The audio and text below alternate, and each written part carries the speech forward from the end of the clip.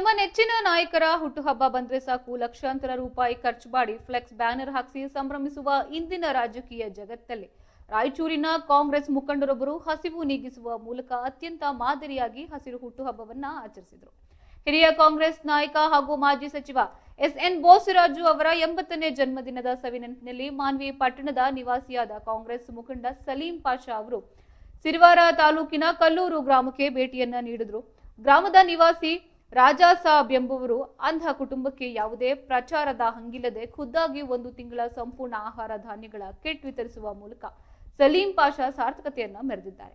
ಈ ವೇಳೆ ಮಾತನಾಡಿದ ಅವರು ಬೋಸರಾಜು ಅವರಿಗೆ ಮುಂದಿನ ದಿನಗಳಲ್ಲಿ ಮತ್ತೊಮ್ಮೆ ಸಚಿವ ಸ್ಥಾನ ಸಿಗಬೇಕು, ಆ ದೇವರು ಅವರಿಗೆ ಆಯುಷ್ಯ ಆರೋಗ್ಯ ಕರುಣಿಸಲಿ ಎಂದು ಶುಭ ಹಾರೈಸಿದರು.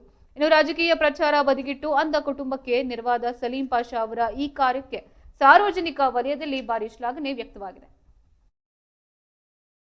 ಹುಟ್ಟುಹಬ್ಬದ ಅಂಗವಾಗಿ ತಮ್ಮೆಲ್ಲರಿಗೂ ಮತ್ತು ಮಾನವೀಯ ಜನತೆಗೆ ಮತ್ತು ಎನ್.ಎಸ್. ಬೋಸರಾಜ್ ಸಾಹೇಬರಿಗೆ ಹುಟ್ಟುಹಬ್ಬದ ಶುಭಾಶಯಗಳನ್ನು ನಾನು ತಿಳಿಸುತ್ತೇನೆ. ಈ ಸಂದರ್ಭದಲ್ಲಿ ಮತ್ತೆ ಮುಂದೆ ಎನ್.ಎಸ್. ಬೋಸರಾಜ್ ಸಾಹೇಬ್ ಅವರಿಗೆ ನಮ್ಮ ರಾಯಚೂರು ಜಿಲ್ಲೆಯಿಂದ ಒಂದು ಸಚಿವ ಸ್ಥಾನವನ್ನು ಮುಂದುವರಿಸಬೇಕೆಂದು ನಾನು ಈ ಸಂದರ್ಭದಲ್ಲಿ ಹೇಳಲಿಕ್ಕೆ ಇಷ್ಟಪಡ್ತೀನಿ.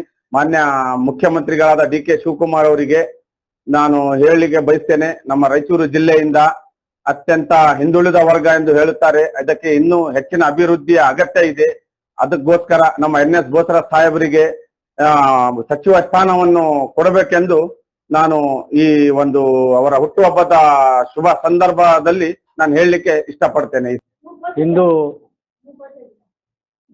ಜನಪ್ರಿಯ ಮಂತ್ರಿಗಳು ಮತ್ತು ಹಿರಿಯರಾದಂಥ ಸನ್ಮಾನ್ಯ ಶ್ರೀ ಎನ್.ಎಸ್. ಬೋಸರಾಜ್ ಸಾಹೇಬ್ರವರ 80ನೇ ಹುಟ್ಟುಹಬ್ಬ ಆಚರಿಸ್ತಾ ಇದ್ದೀವಿ. ಕಲ್ಲೂರು ಗ್ರಾಮದಲ್ಲಿ ನಮ್ಮ ರಾಜಾ ಸಾಹೇಬರಾದ ಅವರಿಗೆ ಕಿರುಕಾಣಿಕೆಯನ್ನು ನೀಡಿ ಈ ಒಂದು ಹುಟ್ಟುಹಬ್ಬದಲ್ಲಿ ನಾವೊಂದು ಕಿರುಕಾಣಿಕೆ ಸಲ್ಲಿಸಿ ಅವರ ಹುಟ್ಟುಹಬ್ಬವನ್ನು ಆಚರಿಸ್ತಿದ್ದೀವಿ.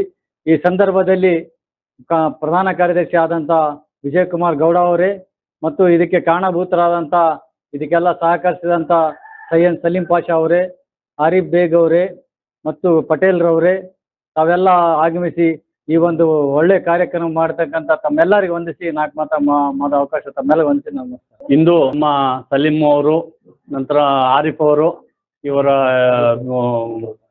ಅಮೃತ ಹಸ್ತದಿಂದ ಈ ಹುಟ್ಟುಹಬ್ಬ ಅಂಗವಾಗಿ ಕಿಟ್ ವಿತರಣೆ ಮಾಡಲಾಗಿದೆ.